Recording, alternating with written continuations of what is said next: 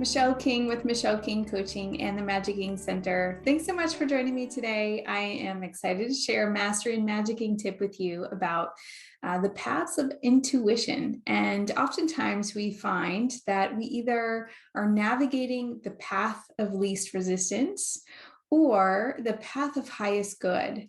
Now, with the path of least resistance, this is where we kind of notice the synergy and synchronicities, the signs, and like everything seems to line up and everything seems easy. And it's those moments that feel like magic, so to speak, or just like, with ease and grace and in synergy and harmony with the field.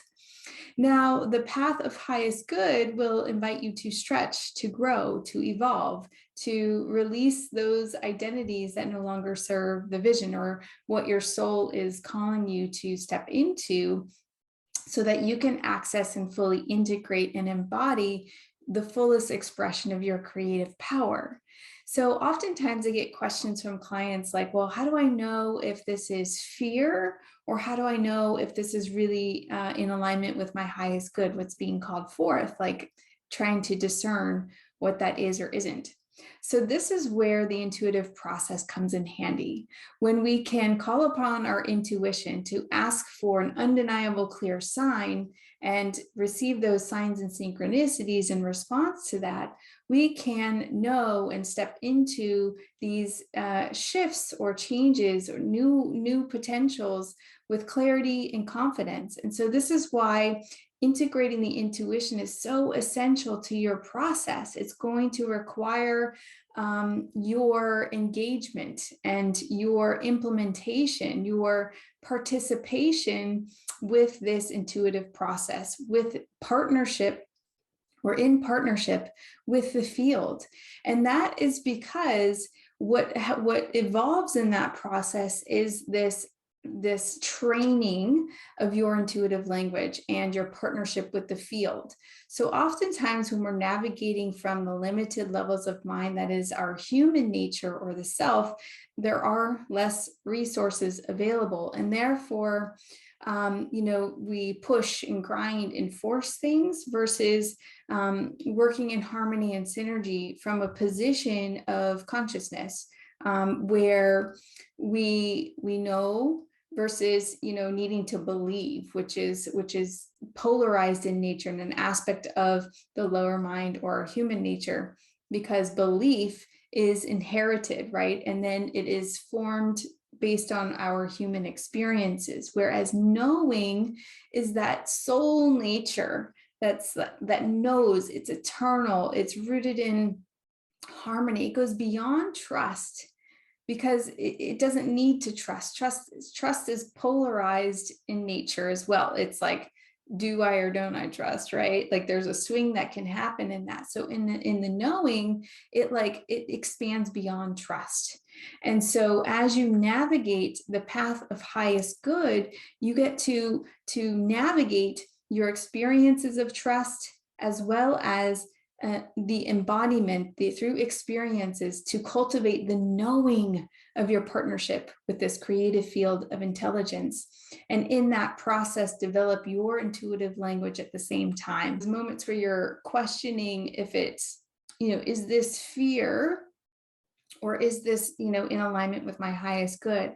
When you can call on that intuitive process to ask for guidance, to ask for, an undeniable clear sign, and you get a response that is it, that is all you need, right? Like that is your reminder that when things get tough, when you feel like backing out, when, all of your insecurities and fears come to the surface, where you're second guessing your decision and so forth, just remember how that intuitive process gave you absolute undeniable clarity, so that you could step into this full transition with confidence, right? And know that you are being guided, you are being supported, and that it is all working in your favor.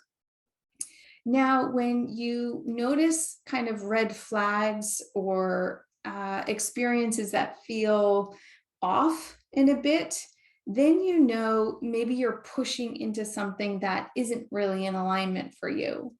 And, sometimes we still move forward with those experiences, even though we see the red flags or we feel like something's off. There's like a curiosity, or you can sense the learning that might come from that. And that's ultimately what happens. Like, you cannot make a mistake.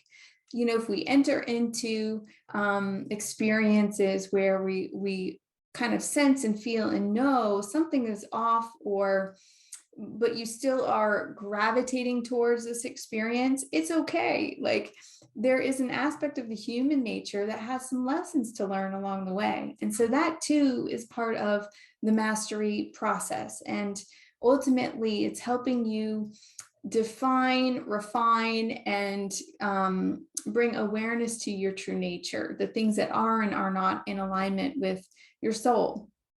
And your soul is what's calling you forth on these paths of least resistance or highest good. And so it's all part of the journey, and they both end in the same result, the intention for you to get to know yourself, for you to realize that you are consciousness experiencing itself. And that is the value of our relationships. And, on this Thursday coming up at 1 p.m. Eastern Standard Time, I will be sharing a soul immersion masterclass with you on the value of relationships, and in particular, conscious uncoupling, applying the elements of transformation to bridge breakups, breakdowns, and breakthroughs as you're releasing identities that no longer serve your vision and stepping into, this path of highest good or path of least resistance, where you are being invited to grow, to evolve, to expand your creative power